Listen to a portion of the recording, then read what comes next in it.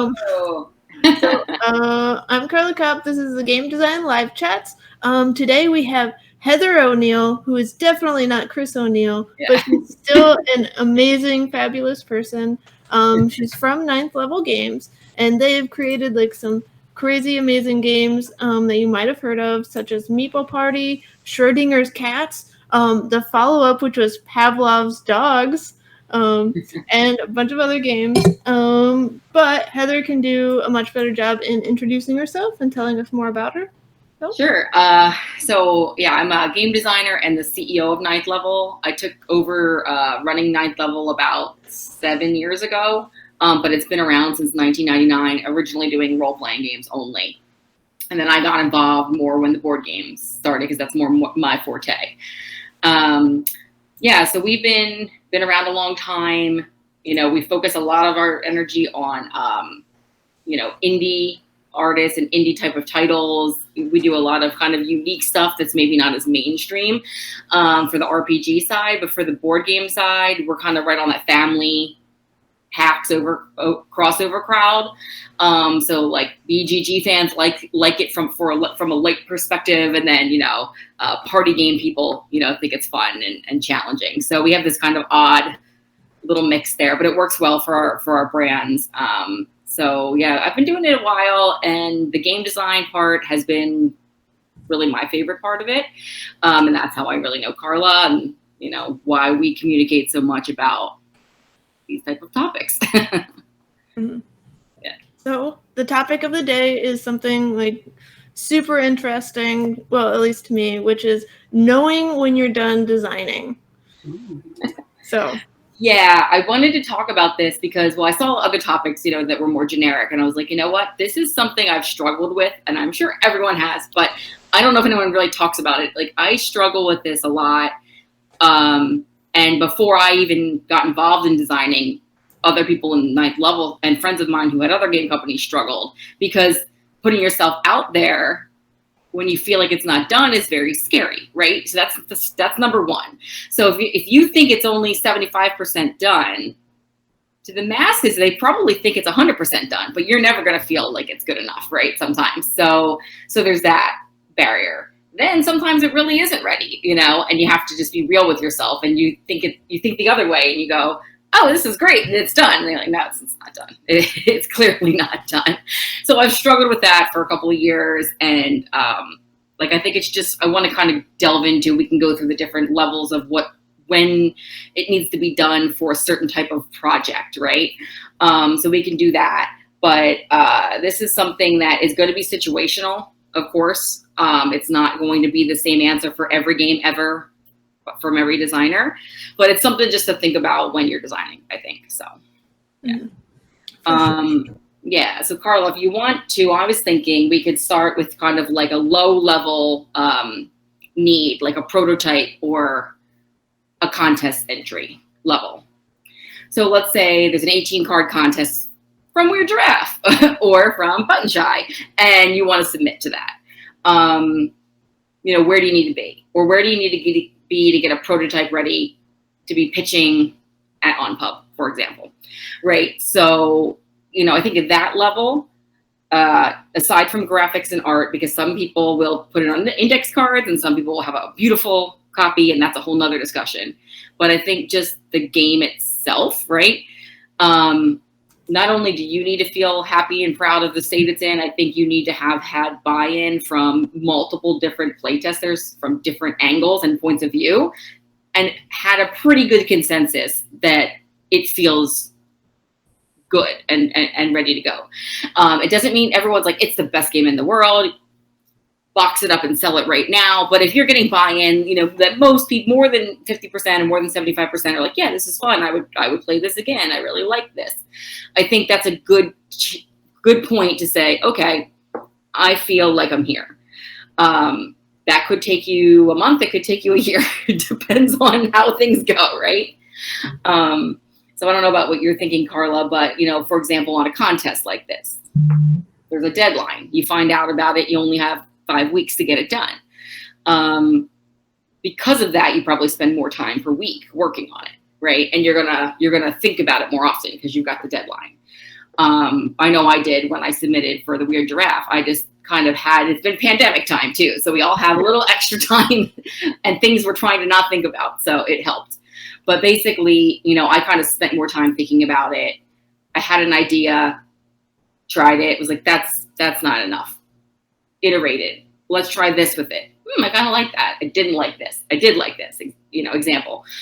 So then I got to a point where I was ready to show someone, my husband, to play with me. I was like, hey, try this. And he's like, yeah, it's pretty close. I like this element. I like this element. I don't know about this. 2 or 3 days later, I was like, try this. 2 or 3 days later, try this. And then I got to a point where I described it and went over it with a few other people on chats like this, because obviously we can't all be getting together right now. And I felt by the time we were to the deadline 5 weeks later that I was like, okay, I feel like this is a place where I can submit it. Understanding that in that prototype contest stage, it's probably not ready for print, right? It wasn't going to be boxed up immediately. So I felt like it was in that 75% range of like, I felt proud of putting it out there and I was comfortable with putting it out there, right? And that's kind of your low level. That's aside from just keeping it to yourself and what you're going to do. But if you're going to take it out to the world, I feel like you have to be in that level, right? Pitching it and having it ready for, going to a place like Gen Con or going to a thing like Unpub is probably a different level, slightly higher level than what I just described, right? You might want to make sure you have fully written rules that make sense, because someone will immediately ask you, hey, can you forward me the rules? Or do you have the rules handy right now? You have to be confident in how you're pitching it. So if you're still working out an idea, that means it's not really done. So if you're like, well, I was thinking the player would do this, it's like, well, that's not good for pitching, right? It might still be the real case, but it's not going to work when you're pitching it. They're going to be like, they didn't finish this game. But I think, that's one of those questions that makes you start thinking, okay, maybe it's not done. Because as you're describing it to even a friend of yours and you say, well, I was thinking they would do this, but I'm still not sure. They're going to have victory points, but I'm just working out the numbers. Okay. That's something that can maybe be worked out. Like, it's definitely going to be a victory point situation. But I'm not sure if it's a win-loss or whoever has the most points. Or I'm debating between if it's a co-op or not. Like, those are bigger questions where you're like, maybe you're not done, So, so for the pitching especially, and also anything where you're going to put yourself out there, you want to make sure that you feel that you've got a solid handle on the rules. Doesn't need to look as pretty as it needs to be more solid, I think, in the actual rules, so that if someone says, oh, okay, I have a question about this, you actually have the answer, right? And if people are asking you questions and you're not having the answers to those questions, it probably means you're maybe not done. Some people are going to ask stupid questions, and in those cases, maybe you're going to be like, that has nothing to do with the game. Maybe in those cases you can ignore those questions, but a lot of times you're going to get questions that are going to make you think, oh yeah, I never thought about that. Or yeah, what does happen if these two cards are in effect at the same time? Or yeah, what happens if I take this action and so do my opponent does, for example? Does that start breaking the game down? Do I run out of resources? Do whatever's going on? So one way that I do to kind of like check myself for these things is I start writing the rules as I would in just a Word document. And then I give them to somebody to look at. And then I'm like, they're like, yeah, I think it makes sense or whatever. Cool. Then I explain the game, how I'm envisioning it. And if those don't match up right away, clearly there's a disconnect. And a lot of times within my own company, we'll do that. And someone will say, yeah, that's not what I'm getting when I read the rules. Or is that doesn't make sense the way you wrote the rules. And then sometimes I find that how I think it's happening in the real game is not actually how it's happening when people play it. I'm envisioning it because I sat there by myself moving the pieces around or doing whatever, and I'm doing the moves I'm doing because I know what all the cards are and I know what everything does, right? So I have to take that step back and say, you know what, clearly, this is maybe a little too deterministic, or maybe, I'm trying to push something to happen, and then I have to take a step back. So, I think a lot of things happening with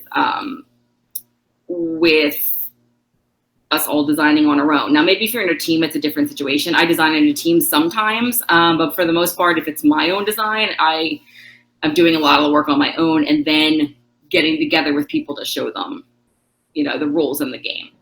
And I think in that vacuum sometimes is where you think you're either you think you're not done, and you keep overdoing things, and it's like you don't need all that, or you're in this vacuum and you think it's done, and then by the time you show somebody, it's like, oh no, this needs a lot of work, So I encourage people to, as soon as you feel comfortable, at least put it out there to anybody else to read the rules, even if it's not a gamer, and then maybe describe what you're thinking, envisioning in the game, and see if that makes any sense.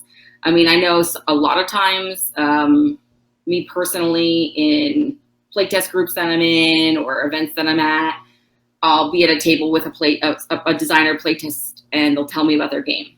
And they'll tell me a one-line pitch that sounds like this light little deck builder. And then they'll start telling me the 75 rules to your turns. And then they'll show me the printed rules are like 12 pages long. And it's like, wait a second, like, why are there 17 steps, to get through a round? And there's this disconnect between what they think the game is and how the game is presented, right? And I think that's another really big thing to saying that your game is done, is like the perception of how you're going to present that game to what the game really is. For Meeple Party, for example, which is a co-op, when I first did it, it wasn't a co-op. It was all people trying to have the best time at a party and kind of like messing with each other on purpose. And then I realized that was messing with the integrity of the game. I was like, this is not a happy feeling. This is just making people mad at each other. It's supposed to be a happy party vibe. What am I doing? And pretty early on, I started switching it to a co-op, because I was posing it to people like, oh, it's this fun party game where all these antics happen. And then we play it and people were like, oh, that was kind of cutthroat. And I felt bad hurting my friend and taking away their fun. And I was like, yeah, you're right. I shouldn't have done that. But I just wasn't a co-op designer at the time, so I wasn't thinking that way.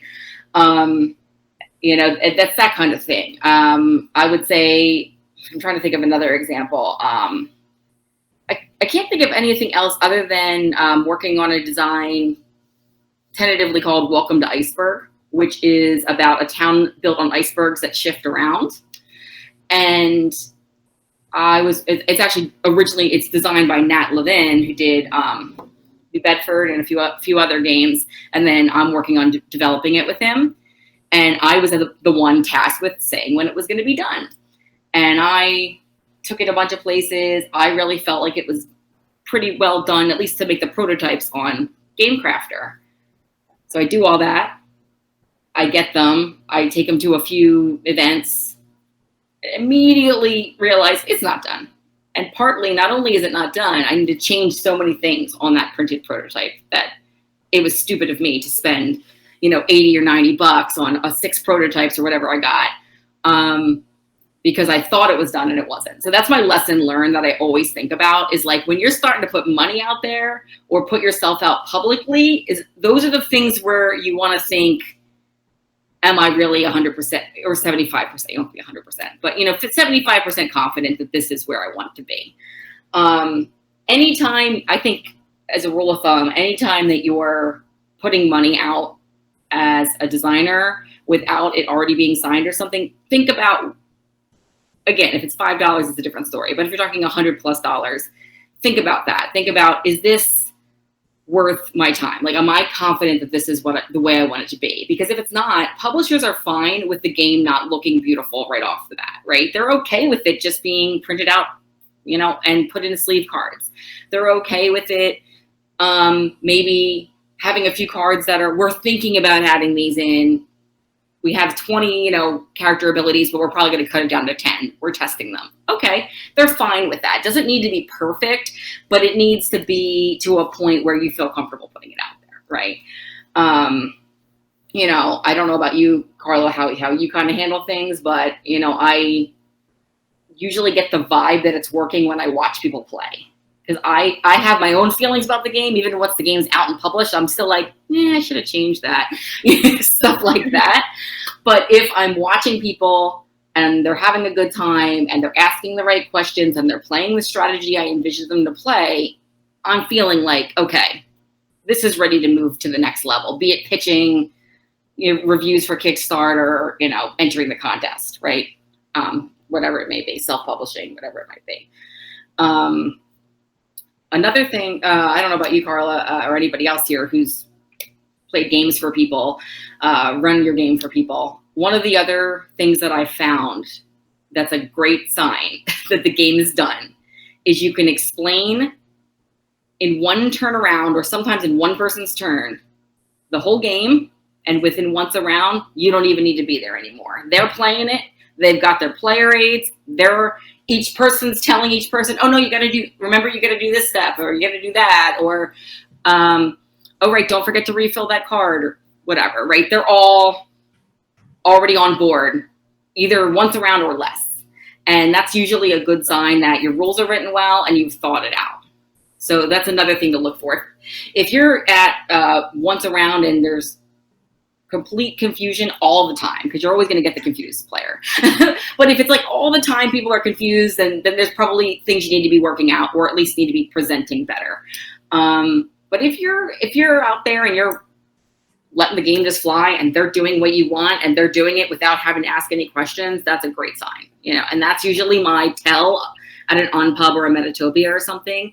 If that keeps happening, like, great, I feel like this is done. So you said like so much amazing stuff. I was waiting for you to jump in, but then no one did, and I'm obviously chatty, so I was like, I'll just keep telling you my thoughts. Okay, so I had a number of thoughts. I just don't interrupt. So I actually have like the completely opposite thing than you did between the contests and pitching, and that's with the rules, because like you really focus on rules for pitching, and like usually like when I pitch a game to somebody for the first time, like I tend not to have rules written. I focus a lot more on just being able to like talk about it and like deal with all the questions and things like that. Yeah, but I think because you have the answers though, right? Yeah, I know all the rules. Like it just, well, I think part of it is that also like rules are the worst. Like, well, you probably know this too, where you are going to edit those rules like 1,000 times, like literally 1,000 times. So I do not want to edit those any more than I actually need to. Yeah, I get that. Yeah, so I wait till like a publisher is like, oh yeah, send me the rules, and I'm like, oh no, I'm gonna panic and just do this all night and like get the latest and like hopefully like find somebody to proof it and stuff. But for a contest, what I found is like the rules matter like so much more, just because like somebody's either going to be judging everything based on these rules. Yeah. Like they're not going to maybe even have the whole print and play. Like I know like Cardboard Edison judges based off the videos and rules, and they don't get to see like what the cards are or anything else like that. And a number of other contests. So like that, when I'm entering those contests, I focus a lot more on like making sure the rules are ready than like I don't think about the whole, like, we're not having a conversation about it. I don't need to answer 20 questions. Right. Yeah. Yeah. I think for me, it's like, because for a pitch, I'm going to be in front of somebody, I need that confidence to feel like I'm ready to even do it. Right. Mm-hmm. And that's, I mentioned to Carla earlier, guys, that I've only really started pitching to different publishers than my own, doing my own games this year. I did one a year or two ago, and that was it. So mostly I have been doing my own stuff. And there's a lot of games that just don't fit our brand, and I'm starting to pitch those out. So for me to get the confidence, I'm like, okay, I feel like I've got it, and I feel like I've got everything. I'm that kind of person where I have it in my head, but when I'm going to be like putting myself out there, I got to have it all ready. And that's not maybe how you guys are, but that's just how I am. But I can do that for the contest where like you're not going to be able to say anything. Yeah. Yeah. Well, it's so hard because, like, well, I learned that from a couple contests where I got, like, the feedback that, oh, yeah, you didn't mention this at all in the rules. And it's like, well, it's not on the rules. It's on the reference card. It's on the score pad. Like, Right. you would fully understand what this concept was if you had the card. Right. So, yeah, like, it's so weird, like, what gets judged in contests. Yeah, it's true. I would say, the Cardboard Edison, I think, does a really great job. I've judged for them before, and I like how it is. You're right. Sometimes you don't see all the cards. You'll see what's given to you, and a lot of times it's just the video. Sometimes it is the P&P, but usually you have to judge so many. You're not printing it out and playing the full game. You're pretty much reading. It's pretty much a pitch. But the videos are usually pretty comprehensive, so I do like those. But yeah, it's definitely more challenging. Mm. Having just done one. Yeah, the contests are hard, but like I found like it could be the manner that I pitch people, because like I've tended to pitch like on a whim, or like I'm at a convention and I notice the publisher's at a convention and I'm like, hey, here's this sell sheet. Do you like this? So I don't have the time to get like all nervous about it. So that could be like that would be why. Yeah. Like if you don't have time to like freak out about it, you won't freak out. You'll just be normal. It'll like just happen. Yeah. Exactly. So, do you have any like differences, you've gone to Kickstarter for your last couple games, right? Yep. So how do you know it's ready to go to reviewers versus like manufacturing? Yeah, so you're right. We haven't even gotten to that conversation yet, but now that's what we're going to get to, right? So this is another level, right? So now you're happy with it, with your playtest, you've got your prototypes, you're feeling like you can kickstart this game, or a publisher's going to kickstart it for you, let's just say, hopefully.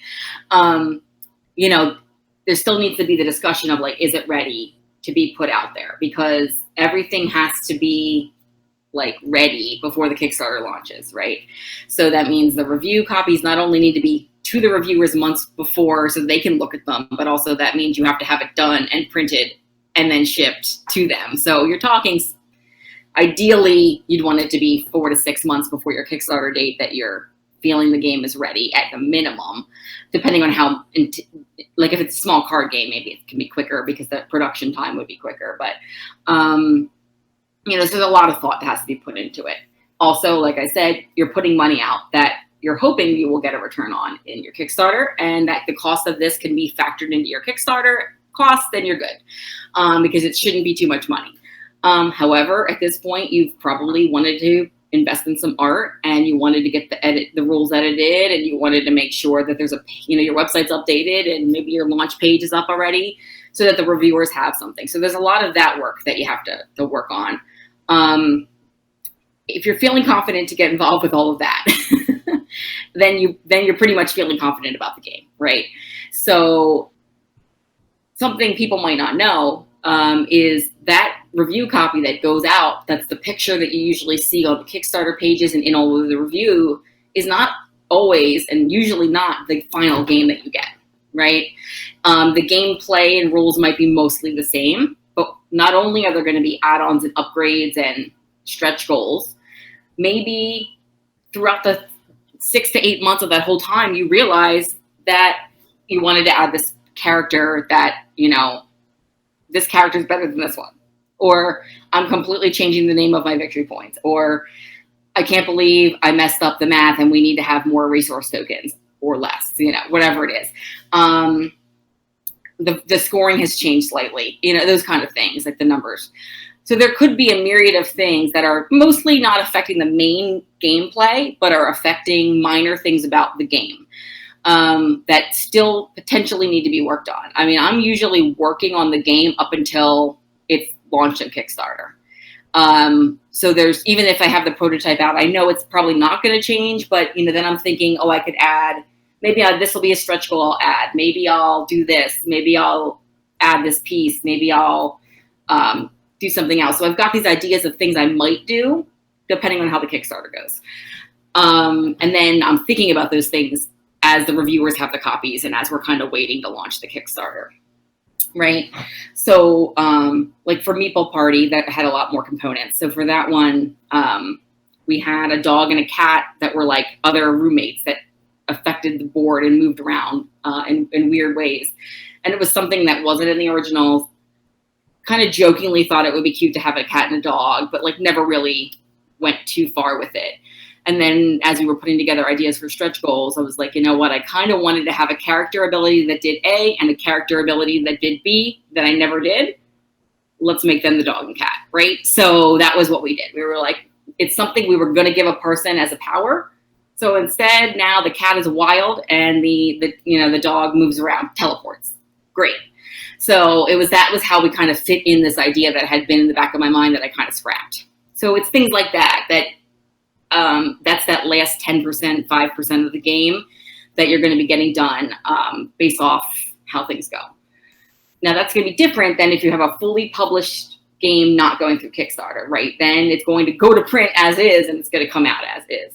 And that is sometimes there's pros and cons to both, right? On one hand, it's really nice to just hand it off, it's done, and you don't have to worry about the whole Kickstarter thing. But on the other hand, that builds your market and you find out things like that and you get to do extra things that you wouldn't have done had you just thrown it in without Kickstarter. So yeah.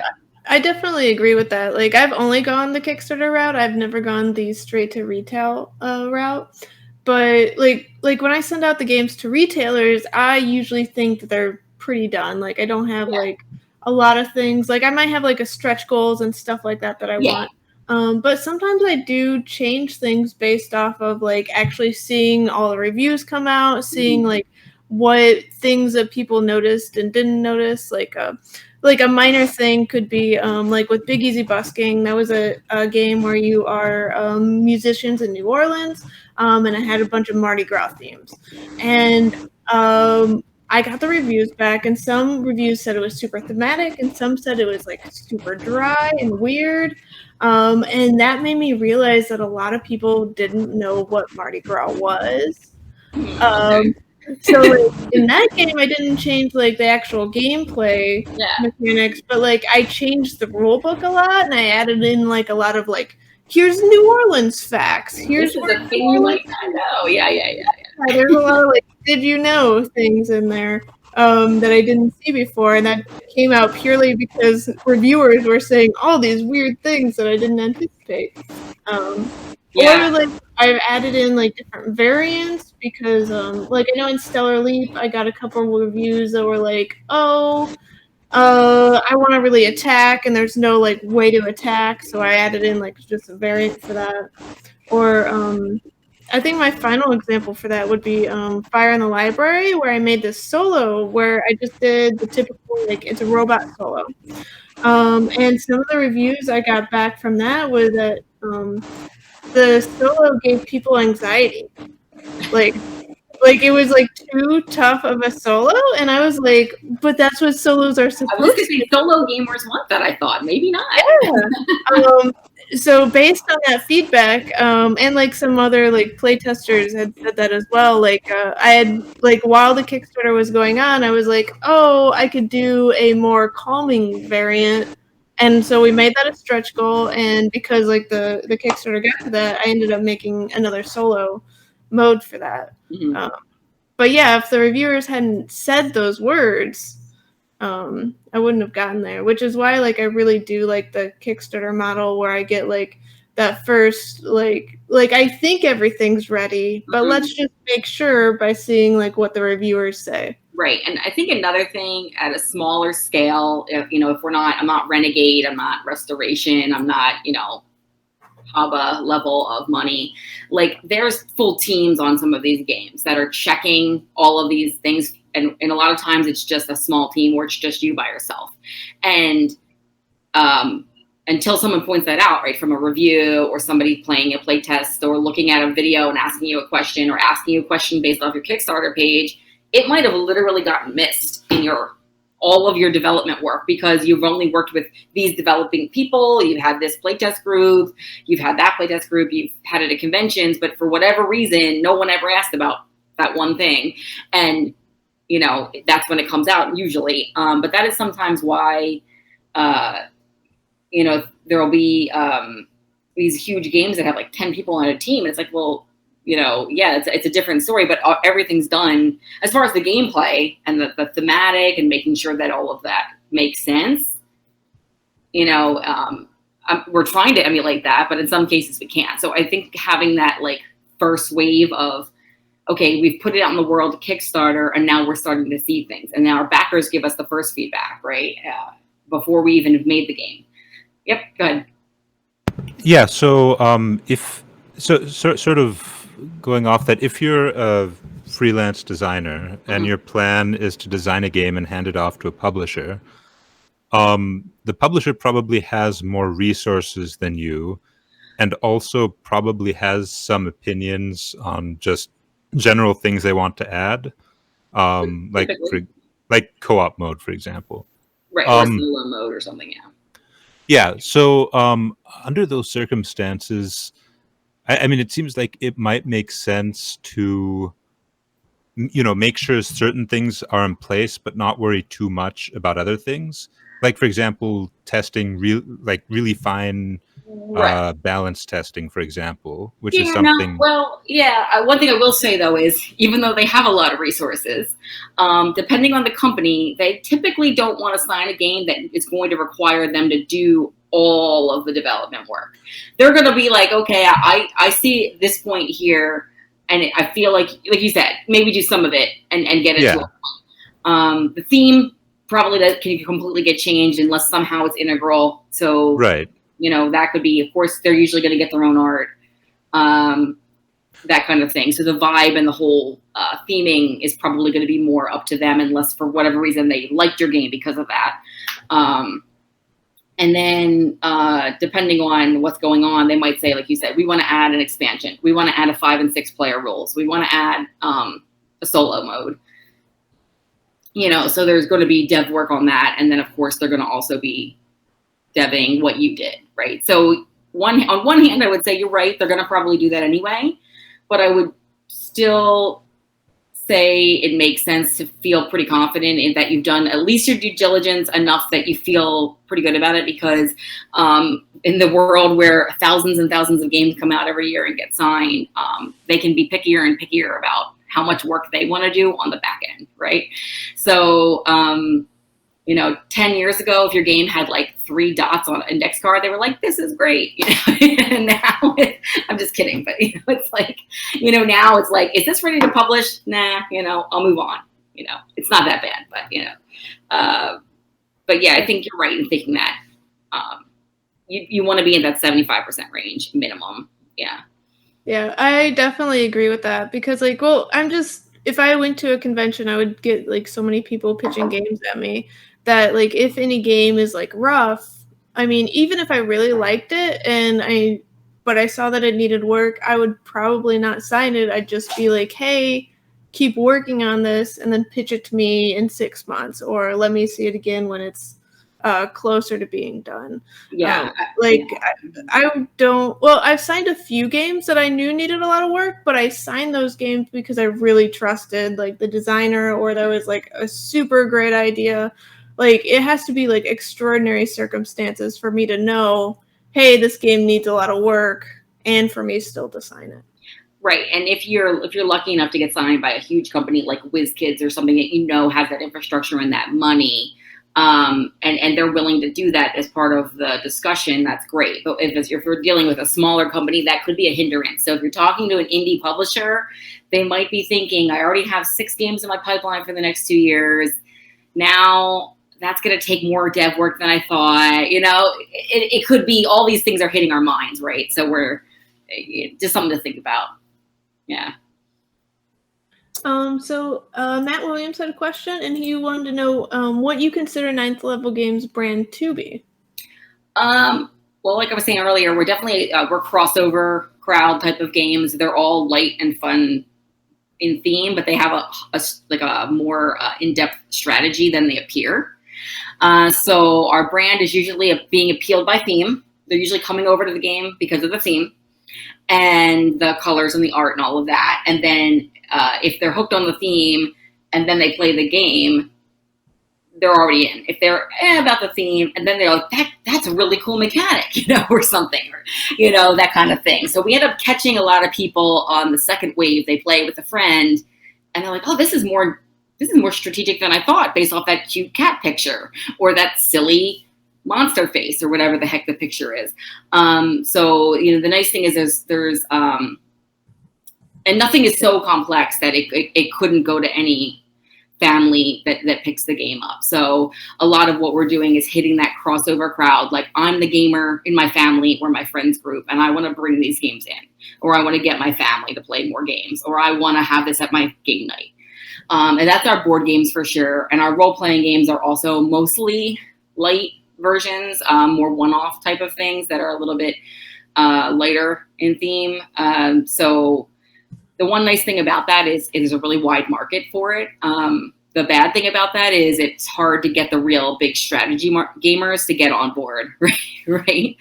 Like the last For Meeple Party, the only negative review I got, and I wouldn't even call it negative, was that Rado had it on his list, but he said it was too easy. And I was like, well, I guess if he thinks it's too easy, regular people will think it's really hard or normal. So that was the only thing that, that was like the negative of it. But I'm like, well, that's kind of my market, unfortunately. So games that are heavier, that we're in theme or in mechanics, those are the games I'm pitching out to other people because it wouldn't work with what we do. Yeah, it's actually the same with me where, like, if I design a heavy game, then I have to pitch it to somebody else. So if you ever, like, have a game and you're just not sure if it's done or not, what are some things that you do to try to determine that? Well, aside from getting it in front of multiple groups and getting, let's say I've already done that. Let's say I've gotten it in front of, like, let's just say 5 different groups of people, and they're all pretty much reacting positively to it. That's when I start asking myself, is it done, right? That would be normally when I would start asking myself that. Usually what I'll do is test it out, all the different player counts. I'll see what if I did the worst case scenario situation that would hurt all the players? Does it break the game? What if I did the easiest case scenario? Is it no fun, right? On this turn, for example. And that will be usually more when I'm tweaking what the card power should be. And that's kind of where I'm at with a couple games. Like the Iceberg game right now, I'm looking at the cards to make sure that they're the way I want them to be. I know the mechanic of the game is good, but I don't know if the game is done. So I'm usually tweaking that, trying it multiple little times with 1 or 2 other people. At that point, once I'm felt comfortable with it, then I'm usually, let's go through the rules, right? Now we have to do that. Let's actually write all the rules down. A couple people who know the game, let's look at them. Does this make sense? And is it presenting as you think the game is? Which is a big thing when I'm putting the game out. I got to make sure it seems fun and easy enough that the market's going to pick it up, but at the same time, it needs to make sense so that they get the rules and they don't get frustrated. And it also needs to show that there is strategy to the game for people who want a little bit more strategy in the game. So that's the hard part. And a lot of times the game, I would tell people the game's done, but in reality, I'm working on that final rules, right? Mm-hmm.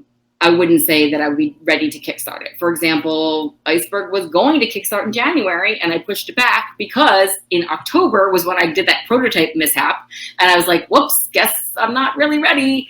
And then now thanks to the pandemic, I had plenty of time back in March, finished out the last few tweaks. Everybody's on board. Now I'm getting to the point where I'm writing the rules and figuring out my schedule. That kind of thing. So, again, that's kind of how I do it. It's very consensus based. Once I feel comfortable to start putting it out to people that haven't even seen it before, and then they feel positive about it, they get it. Before I'm going to kickstart that game, of course, I'm going to, or would have taken it to things like Unpub and Metatopia. This year might be a little different situation, but we'll figure out how I play it. I am putting it in like Tabletop Simulator, for example, so I could play it with more people like I would in real life. But basically that's how I feel it. It's a lot of times I'm confident in it, but I need to like get that buy-in from multiple people before I feel ready to put it out there. Because as you know, it's a lot of time, it's a lot of effort, it's also a lot of money. So sometimes it's just, to me as a business person, I'm like, I gotta feel like I'm not just in this, it's a great game, and then make a lot of mistakes, because I see that happen a lot, and it's sad.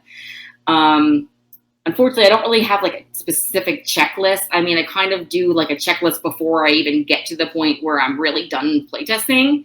I kind of say, okay, I've gotten to this point, like the baseline game is where I want it to be, or still need debating if I want characters or not, still debating how the win condition is, that kind of stuff. Once I start checking those boxes, that's when I'm at that final point, where I'm kind of at now with Iceberg. So. Yeah, so you mentioned the Iceberg example, where you figured out that you weren't done, even though you thought you were. Do you have any other examples like that? That's really the only game that I personally was involved with where I had to halt and just say, like, stop. Only thing would be in Meeple Party, I felt that it was not done way early. It wasn't even a question of that I thought it was done. Basically, about 6 months into designing it, once it was already a co-op, I just kind of hit a bunch of walls, didn't like where it was going, shelved it for 6 months, and came back to it. So it's a little different. I wouldn't have said it was done at that point. So yeah, personally, that's it. We've had a lot of RPGs where we started writing as a group, and we just shelved it for other projects that were more interesting. So a lot of times it is done, but it just became a lower priority, unfortunately. So. Yeah. So you mentioned Tabletop Simulator. Have you gained any experience since COVID started in trying to figure out when a game is done, and it's just Tabletop Simulator that's introducing the problems, or like it's due to Tabletop Simulator? No, I really haven't done enough with it really to say that I've learned anything from it. I mean, the one thing that I have had the ability to do in the past 12 weeks, which I've never homed, so this is a new concept, is like every week can work on a game, work on the same game, leave it up on my table even, and we can be playtesting it once a week or so, worst case scenario, because we're actually home and I have the time. So that it has been really nice. I've got 2 other designs, plus I did your contest, plus I'm trying to get into the Haba contest, hopefully. So I've got all these like disparate designs going on, which I never have time to do. So that has been fun, at least. But unfortunately, no, I really haven't done enough with Tabletop Simulator, and I got someone to put it up there for me, so I don't have any tips on that. Well, since you are working on multiple designs, have you learned anything about like keeping track of multiple designs, or like any tips for that? Yeah, well, I mean, I'm a spreadsheet person. I mean, everything has a spreadsheet immediately as soon as I start thinking about it. So, I basically kind of keep a notebook with ideas. I have a spreadsheet for each of sometimes it's just tabs, depending on what, like, for example, for Haba, I had about 6 ideas. So I had one spreadsheet with tabs with ideas. Some were just theme ideas. Some were the same idea with different layouts of the board and things like that. And typically what I do is I'll kind of, I'm sitting in front of the computer a lot. So I'll sit there and I'll think of these things throughout the day. And then I'll step away and try them. And that's when I really will solidify the idea and start getting rid of stuff. Just saying, that one's bad, hate this one, that's not going to work, whatever it is. And then for stuff like Iceberg, that, was something that came to me pretty fully formed. That's so much little iteration changes. So I've just got spreadsheets of like, I'm thinking these are the cards. Well, let's try it with these cards. That worked. Let's lock those in. Okay, these don't work. How can I change this? That kind of stuff. And then in my next play test, I will do that. And then I'll start locking in things into like a main spreadsheet to like this is staying. I'm not getting rid of this, but these other things might be fluid still, you know? That's typically what I do. Yeah, I really like that idea of like the solid spreadsheet and like the fluid stuff to really. Yeah, basically have like the first tab is like what's gonna. I'll do it two ways. I'll either have that be the ideas page, and then like the second one be all of the solid stuff, or the first one's the solid stuff, and then all the rest is like just trash, and I just start getting rid of tabs that I don't like. But that's just how I think. A lot of it, I visualize a lot of stuff. I'm like a visual person, so I'm visualizing it, and I'm typing the notes, and then once I try it, I'm like, well, that didn't work. I thought it was going to work, and I'm wrong. So sometimes I have to see it there, till I know. Yeah. Oh, does anyone have any questions so far?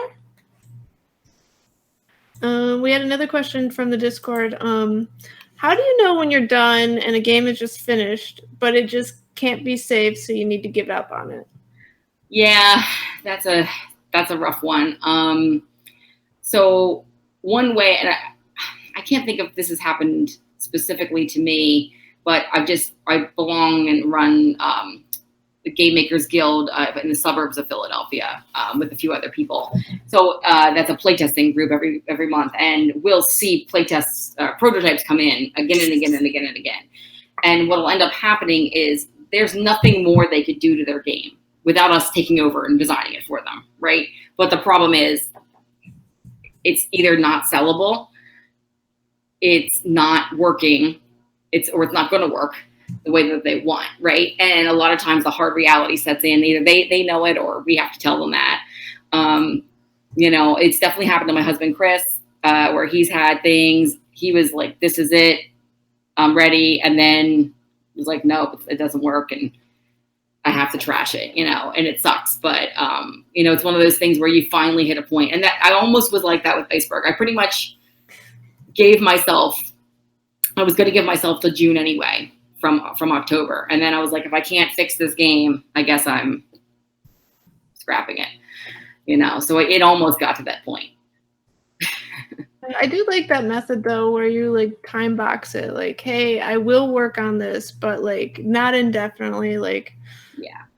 Right, and I had already kind of been working on it for about a year on and off with the main designer.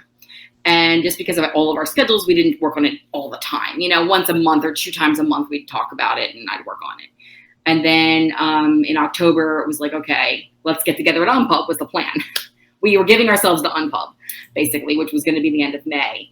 So I had started working on it again around December. And then luckily, because I had started working on it and then, had this free time, we got it done earlier. But you're right. I think eventually you're going to have to put a time cap. I don't know how many people you've ever talked to, but sometimes someone will say, I've been working on this game for 9 years or for 15 years. And it's like, ooh, like that's awesome. But, probably if it hasn't, unless they haven't pitched it, but also if they haven't pitched it, that's a shame because they probably should have started pitching it many, many years before that. So you have to think about what you want to do because the game, if you're pitching it, is going to be at least 2 years till it comes out, maybe more. So if you're going to pitch it tomorrow and they sign it in a month, it's not coming out till the end of 2021, maybe 2022. So how long are you willing to wait till you scrap this design and move on, right? And that's your own personal timeline, Yeah, because I've known designers that just get like completely burnt out. Because if they spent 2 or 3 years designing and developing the game, and then a publisher is like, oh, okay, let's work on it for another year, and then they have to then go to the Kickstarter and keep talking about it and talking about it. It takes a long time, and that's why I scrapped Meeple Party for a while because I had it in the back of my mind for about 3 to 6 months before I started working on it. Then I worked on it for about 6 to 8 months. Then I needed a break from it because I was too focused on only the one game, and then having the fresh eyes on it again, it's like, oh, perfect. So that's another thing. I mean, if you feel like it's pretty close to done and you're just hitting a brick wall with it, maybe just step away for a month and then take another look at it because maybe you'll see something that fixes it. It's possible. Is that about how long you usually step away from games? Is it about a month? A month, 1 to 6 months is kind of depending what it is. If it's a small game, something that I kind of planned on putting out in the next year, yeah, I'll probably only step away for a month or two. Meeple Party had no timeline. It was just something I was working on my own in the background. So I kind of had the luxury of no one knew it was in the works. I didn't have any promises to anybody.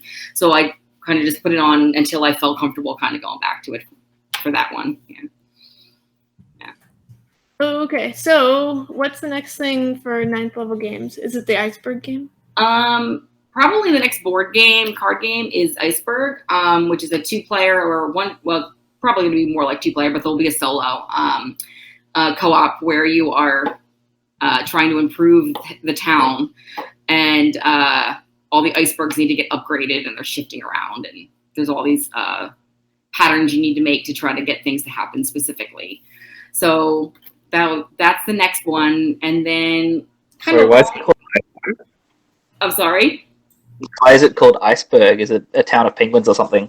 It's a town, yeah. The tiles are icebergs, and they shift around, and all of the animals, that are the pieces, and basically, yeah, you're shifting the little town around. Cool. Yeah, and then we've got one of my co-owners, Adriel, is working on a game called Clawsome, which is like a claw machine game, dice rolling game that we've been working on in development. And then I've got hopefully Dr. Mousekill and Mr. Hides, which is a 2-player cat and mouse type of Jekyll and Hyde game that I'm working on. But 2-player games are hard, so 2-player competitive games are hard. So I'm trying to nail that one down. So that's what I've got in the pipeline from the board and card game perspective right now. Why do you say 2-player competitive games are hard? I'm curious. Because sometimes they can be very determined. If it's not a deck builder, like if it's a board, like a chess type style board where you're moving pieces around, which is kind of what it is.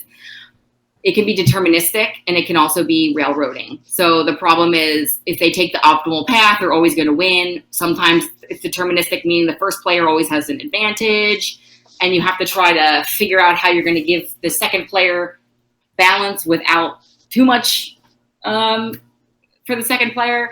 So it ends up, that's where I'm at with it. It's all balancing right now with that one, because I feel like the game is done as far as what I want to happen, but as it's going and as the rounds are happening, I'm finding it's not quite balanced. So that's where that one is. Yeah. Cool. Mm-hmm. So Aaron had a comment on the updating games fix after the release. As a game consumer, he finds this really annoying. Like the Stonemaier games having multiple versions of fixed bugs. Yeah, and I don't honestly know how to fix that, but I think what happens is either 2 things happen. One, a game is published, things like we all just talked about pop up, and they say, when we do our 3rd reprint or our 5th reprint, let's make the change. Or stuff we wanted to include that we've been getting requests from all of our fans, we're going to do and make a deluxe version or something, and I don't know what all of the reasoning is for doing these things, but yeah, unfortunately, I don't think that's going away. So I have absolutely no problem with like when people release the expanded edition or the revised edition, or updates with like new content for games. But I was reflecting on this earlier this week. Like I was searching through BGG and looking at Stonemaier's games and stuff, and because there's multiple versions of some of their games, it's actually really confusing if you're trying to like perhaps buy one. You're like, which one am I getting here? Like if you're buying it secondhand, it can be really hard to know what you're actually getting, and it can be quite frustrating. Yeah, that is strange. I mean, basically, a few of our role-playing games we've done that, but there were like 10, 15-year breaks in between, so it was like a whole rules set was changed a little bit maybe. Yeah, I've done minor tweaks where, like, on my 3rd print run or 2nd print run of Schrodinger's Cats, we realized we had, we missed something in the rule book. We had a minor typos. Yeah, we fixed that kind of stuff, and we call it version 1.1, but it's really not any different. I haven't had too much experience with, like, major changes like that, yeah. Yeah, I don't know if there's any answer there. It's just a point that I thought of. We have an answer. Well, I think Leader Games handled it pretty well when they made their balance updates to Root, because they put out a PDF of all the things that needed to be changed on the boards, nice. That you could print off as a sticker and just apply to your boards. and they also offered to have a pack of changes, including reprinted boards. And I forget whether they were selling that or whether it would just be included for Kickstarter backers of their expansion. nice. But it was really nice. Like, they made it very easy to apply the updates yourself. Oh, good. Yeah, I think if you went to a con, you could just get the pack for free, or like if you weren't at a con, like you just had to pay shipping and you get it. I believe that's what they did. So that's pretty cool. Okay, so Matt had another question. What would you suggest as a minimum number of review copies? Assuming you're kickstarting it. Yeah. Okay. I would say minimum would be 6, max. I would suggest 10, but 6 would be your minimum, because I don't think everyone's going to do the review that you send it to, right? So unfortunately, hopefully they do. But I had, what year did I do? Meeple Party, I think it was like 17. Before 2017 or 18, they were less busy and they pretty much did their stuff. And then I found, unless I really, really kept in touch, it would get down to the wire on that review. And I'm like, I need it tomorrow. I need it 3 days from now, or whatever it is. So, I've had many friends that sent 16 review copies out and only 8 or 9 got it done in time for the Kickstarter, right? So that's just something to think about. But I think you want to have a minimum of 3 good ones that really show all of the different aspects of your game on your Kickstarter page. At minimum 3 up, and if you can have more, great. And that's why I say 6, assuming only half do it, and hopefully more do. But yeah, I have the same experience. I've had like all the different things with reviewer copies. Like for Big Easy Busking, like 3 copies got lost in the mail and never arrived.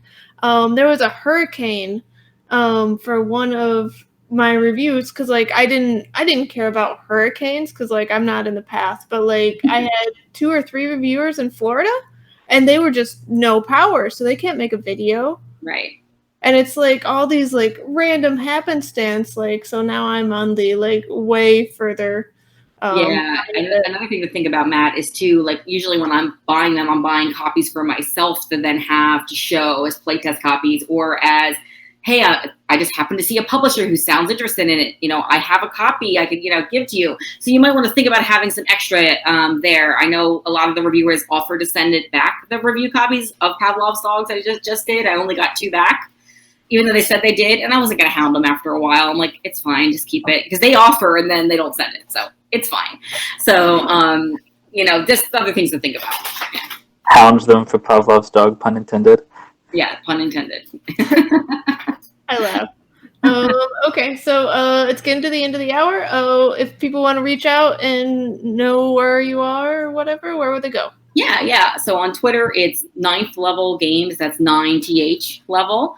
Also on Instagram, it's the same thing. And then our website is just 9thlevel.com, 9thlevel.com. Mm-hmm. You can get all the information there. Okay, well, thank you so much for being on. You know so much, Heather, and I learned a lot. Thanks. Yeah, that was great. Thanks, everybody. Yeah, thank you. If you right. want to stay